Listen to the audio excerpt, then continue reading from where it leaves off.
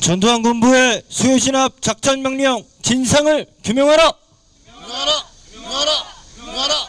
전두환 군부의 수요진압 작전명령 책임자를 처벌하라.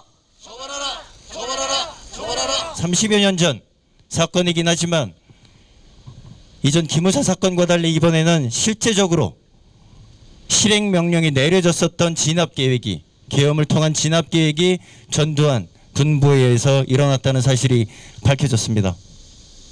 오늘 그래서 관련된 사건의 책임자들을 처벌을 촉구하는 그런 고발장을 검찰 중앙지방검찰청에 접수할 예정이고요. 이 사건의 개요와 문제점에 대해서 국방권익연구소 김영수 소장님이 관련한 예, 국방권익연구소 김영수 소장입니다.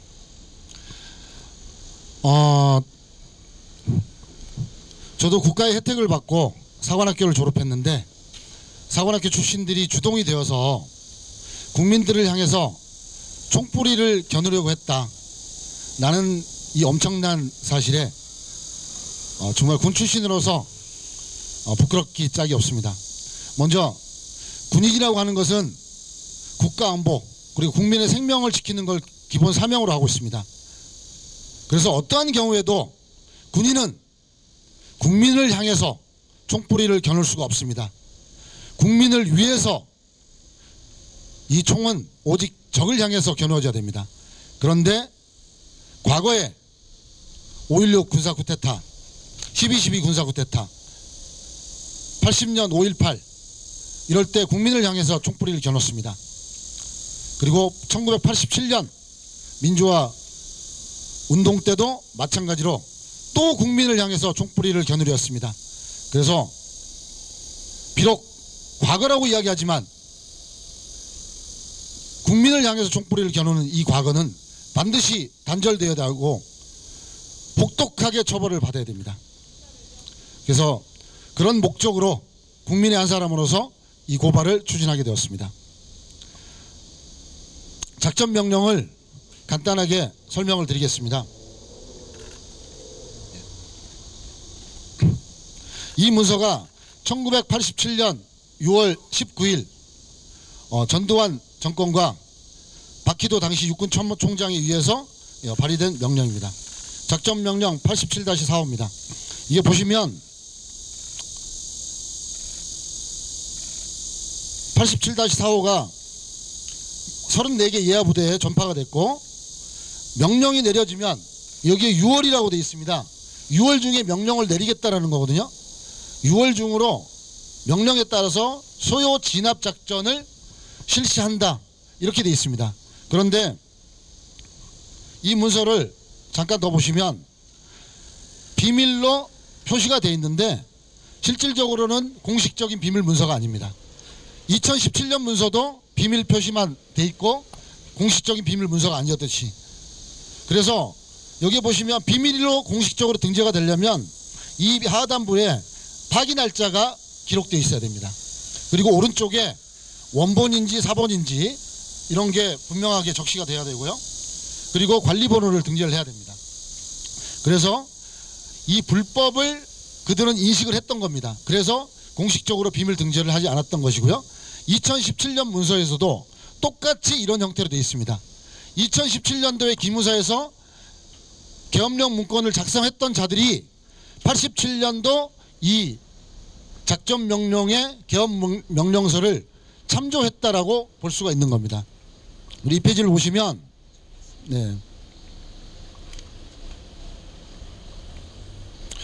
이 페이지부터는 실질적으로 어떻게 군을 계엄군으로 편성을 해서 운영을 할까 하는 게 나와 있습니다. 여기서 중요한 거는 수도권에서 시위가 가장 활발했었습니다. 이 수도권 지역에다가 수방사의 기존에 3개 사단이 있습니다. 거기에 추가해서 2개 사단을 더 추가하고 그리고 특전사 3개 여단을 추가하는 겁니다. 그래서 이 엄청난 병력들이 수도권의 시위를 진압하겠다는 거고, 그리고 이 지방 충청도나 전라도나 경상도 쪽에 수도권에 있는 군부대까지 투입을 시켜서 진압을 하겠다.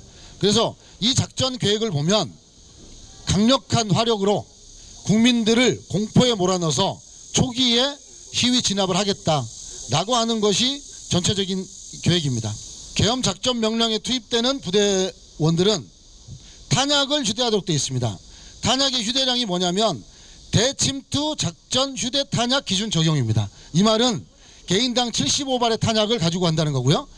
그리고 이 탄약의 지급 기준이 대침투 작전이라는 겁니다.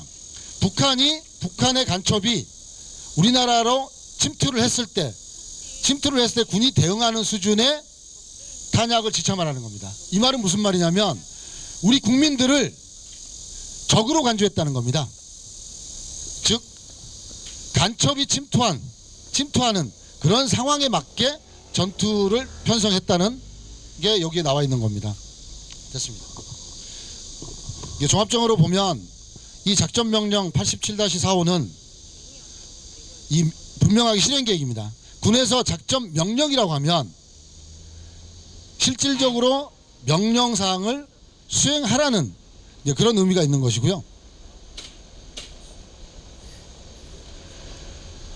그리고 검찰의 수사를 통해서 추가로 더 밝혀져야 될 사항이지만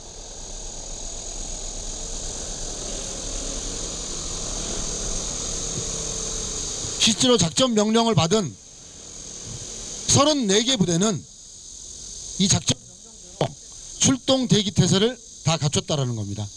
그래서 실질적으로 작전 명령이 실행됐다. 그래서 이러한 것은 내란의 단순한 예비나 음모 수준이 아니라 내란을 실행을 했고 단지 외적 요인과 내부적 요인 때문에 미수에 그쳤다. 이렇게 분석을 하고 있는 것입니다.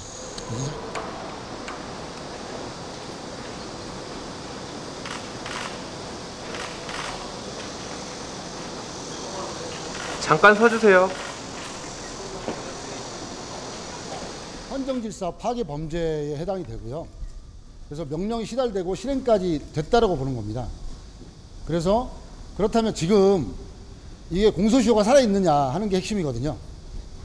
그래서 지금도 처벌할 수 있느냐, 일부에서는 과거 일을 왜 지금 와서 지금도 꺼내느냐라고 할 수가 있습니다.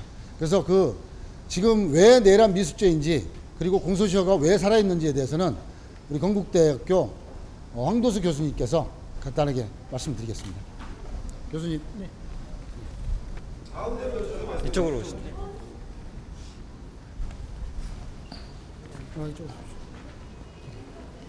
지금 내란죄라 함은 국헌문란의 목적으로 폭동을 행한 자를 말한다고요? 국헌문란이란 무엇이냐? 헌법과 법률이 정한 절차를 무시하고 헌법과 법률의 기능을 상실시키는 거라고. 지금 이 사건의 경우에는 1987년에 전두환 대통령이 자신이 대통령 지위에 있음을 이용해서 따라서 대통령으로서 계엄 권한을 발령할 수 있는 힘이 있는 것을 이용해서 계엄권을 갖다 발동할 수 있는 요건이 되지 않음에도 불구하고 그 요건이 된다고 현혹시켜서 군대의 물리력, 강압력을 이용해서 국민들을 말살시키려고 했다는 사건입니다.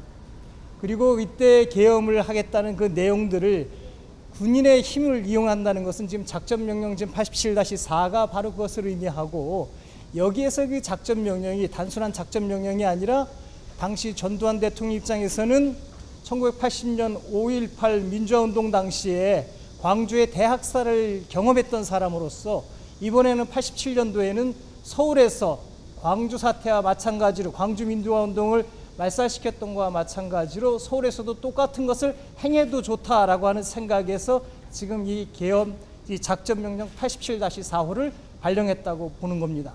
그리고 이 발령 자체가 이미 내란을 시작하는 거죠. 단순히 머릿속에서 구상하고 그 다음에 준비하는 것이 아니라 이제 시작이다. 지금부터 바로 군인은 준비하고 내가 명령만 내리면 바로 나가라라고 명령을 내린 것이고, 그것을 육군 참모총장이 각군 예하부대 37개 부대에게 명령을 내렸고, 그 명령에 따라서 실제로 증거 자료들을 보게 되면은 예하부대에서는 군인들이 완전 무장을 하고 대기하고 있었고, 또 차량은 대기함으로써 차량은 시동을 켜고 있었고, 탄약은 차량에 실려 있었고 등등의 사실들이 있는 거로다가 지금 대충 증거가 나오는데 앞으로 검찰청에서 그와 같은 사실이 밝혀질 것이고 그렇다면 이것이 단순한 내란의 음모 예비가 아니라 실행의 착수로서 내란 미수죄가 된다라고 볼 수 있습니다. 내란 미수의 경우에는 그 수개는 사형 그리고 거기에 참여한 자 또 그 다음에 지휘에 참여한 자 그리고 그것을 갖다가 주동한 모든 사람들은 사형 또는 무기징역에 처할 수 있는 법정형으로 규정되어 있기 때문에 공소시효가 25년이고 87년이면 벌써 25년이 지났는데 그러니까 공소시효가 완성된 거 아니냐 했는데 다행스럽게 다행인지 불운인지 1995년 12월 21일 날 헌정질서 파괴 범죄의 공소시효 등에 관한 특별법이 제정돼서 이와 같은 내란죄에 관해서는 공소시효가 적용이 없는 거로다가 규정하는 법률을 만들었다고.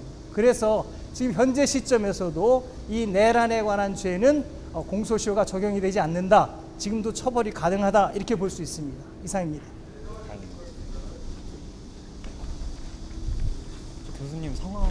예, 황도수 교수. 경북대학교 황도수 교수.